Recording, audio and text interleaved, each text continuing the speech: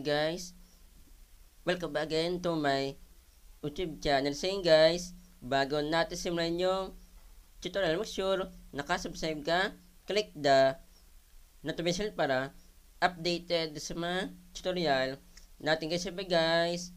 Magandang umaga, magandang tahali, madahapon, madagabi, kung anong oras mo ito napapanood itong video to. Meron pa sa inyo guys na share po na about naman po sa Facebook. Tungkol pa ito guys sa music po sa Facebook na official guys. Para lang po ito guys sa may account po guys na Facebook personal po. Sa Facebook page po hindi po siya po pwede po guys kasi hindi naman po siya pwede lagyan po ng music. Yung ituturo ko po sa inyo, paano nga ba alisin po yung nakalagay po na music po sa Facebook personal po nyo guys. Pakita ko po sa inyo guys yung example. Ito po yung sa mama ko. Nung nilagyan ko po guys ng music po yung Facebook po ng mama ko, shout po sa mama ko. Anong nangyari po, hindi po niya nagustuhan guys. Hindi pa tulad po sa papa ko, nung pagkalagay po ng music po sa Facebook po niya, nagustuhan po niya guys. Ito po yung nilagay ko po, yan. Ito po yung patunay po na meron pong music po sa Facebook po nyo. Depende po sa inyo kung ano po yung dahilan po nyo, bakit po nyo alisin po yung nakalagay po na music po sa Facebook po nyo. Yung iba naman po, baka po kasi pinagtiripan lang po ng kapatid po nyo, pinsan, kaibigan, kaya lang po nagkaroon po ng music po sa Facebook, kaya gusto po nyo alisin po guys or nagsasawa na po kayo sa nilagay po na music sa Facebook po nyo, kaya gusto nyo na po alisin. Bago po sa English na ituro po yan, itong tutorial na ito guys para lang po ito sa mga naka Android phone or tablet, iPhone, iPad. Hindi po ito pwedeng gawin po sa Facebook Lite or any browser po sa Android phone or tablet, iPhone, iPad po marami pong browser po sa sa cellphone guys hindi lang po Google Chrome guys Yan. Punta po tayo dito guys sa Play Store. Kung ikaw naka Android phone, nakatulad ko, or tablet guys, kung wala pa po kayo na Facebook na official guys. Then, click po natin ito. Type po natin dito ay Facebook. Share ko lang po itong video na ito guys itong tutorial na ito sa mga hindi pa po nakakalam guys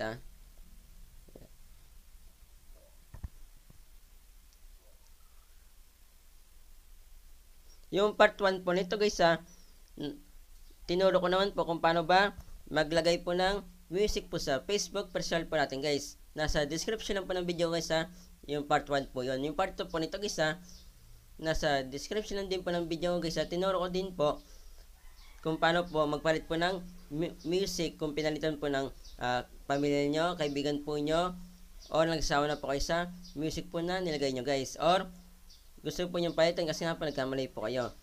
Nasa description lang po ng video ko po guys yung link po yun. I-click nyo lang po guys yung part 1, part 2 para po matutunan po nyo guys Ito po yung logo po nya. Then ito po yung parent po nya. Kung kaka-install nyo lang po ng isang application po guys katulad po nitong Facebook once na meron po siya may update, naka-automatic update po siya at na ayaw po yung update po guys kung matagal yun na pong na-install po yung isang application po guys katulad po nitong Facebook once na meron po siya may update, nasa inyo po yung kung i-update po nyo or hindi guys. Suggest ko po sa guys huwag nyo pong i-update po yung Facebook po nyo kasi pwede na po siyang magamit po guys kahit na hindi po siya naka-update po kasi itong tutorial na ito guys matagal na po ito kahit na sabihin po natin guys na mataas po yung storage po ng Android phone po nyo or tablet, mataas po yung memory card po nya or mababa po, or sabihin po natin guys na meron po kayong Android phone or tablet na mababa po yung storage or meron po kayong memory card na kasama po yung na mataas or mababa, basta nagtitipid po kayo, huwag nyo pa-update po guys Kung ikaw naman naka iPhone, iPad, punta lang po kayo sa App Store, then same lang din po sila sa Android phone or tablet po ng logo, then ang pangalan po kung kaka-install yun lang po ng isang application po katulad po nitong Facebook once na meron po siyang available na update, naka-automatic update po siya kahit na ayaw po yung i-update po same lang din po sila sa Android phone or tablet guys. kung matagal yun na po na-solve po yung isang application po isa, katulad po nitong Facebook once na meron po siya may update, nasa inyo po yung kung i-update po nyo hindi guys. Suggest ko po sa English kung nagtitipid po kayo sa storage po kasi nga po di po nalalagay po ng memory card po yung iPhone, iPad huwag niya po i-update po isa. Same lang din po sila sa Android phone or tablet na nagamit naman po itong Facebook. Kahit na hindi po siya naka-update po, hindi po katulad po ng ibang application po isa, kailangan pa pong i-update para po magamit po sila guys punta na po tayo dito guys sa Facebook. Tara, let's go! Example po natin guys yung Facebook po ng mama ko depende po sa inyo kung ano po yung gagamitin po nyo pasensya po kayo guys kung ilang araw ko po ito hindi na-upload po guys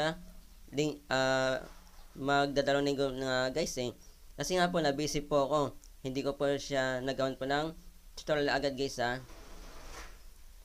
meron po tayong dalawang uri para makapunta po sa profile. Isa po itong shortcut. Then, ito pong tatlong guhit na yan.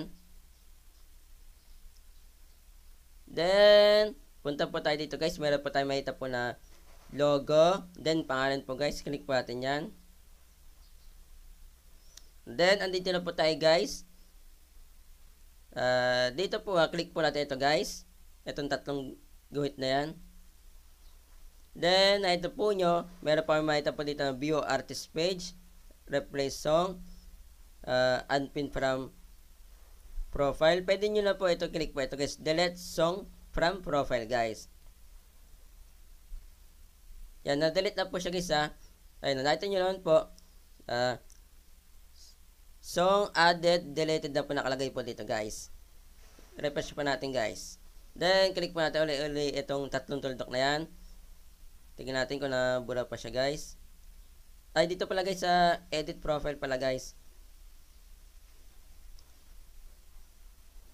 Baba lang natin yan guys. Then edit your about info lang tayo guys. Scroll ko na po siya guys para hindi po makita po yung information po ng Facebook ng mama ko para hindi po siya ma-hack guys Scroll po natin. Hindi ko na po pinita po guys yung unahan po. Para hindi po makita po yung information ng mama ko, hindi po ma-hack guys. Ito na ito po nyo. Wala na pong music po na nakalagay po dito guys yung in your my dreams po nakalagay po guys na wala na po siya.